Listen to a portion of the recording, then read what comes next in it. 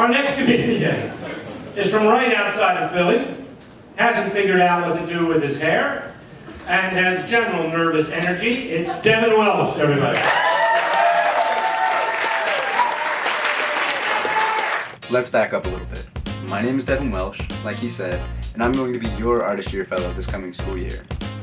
The kid I was back in high school, though, wouldn't have been comfortable even sitting in front of this camera, let alone trying to be on stage telling jokes.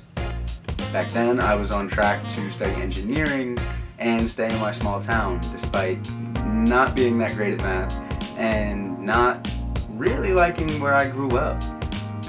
Go back even further, though, and you find a kid who loved telling stories and making people laugh. He didn't really care who was watching or how he sounded, he just liked hearing laughter. Somewhere along the way, though, that got lost in translation. But it was revived when I took my first creative writing class in high school. I fell in love all over again, and so much so that I actually decided to study English in college over chemical engineering, which would have been a complete disaster.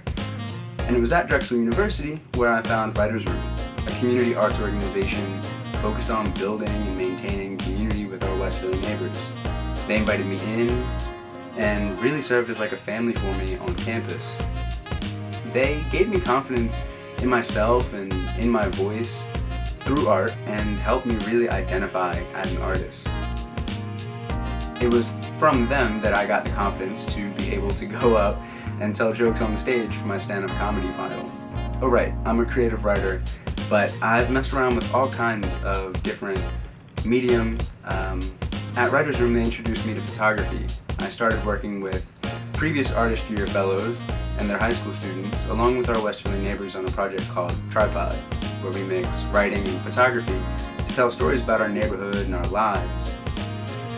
That was really what sparked what would become my application to ArtistYear.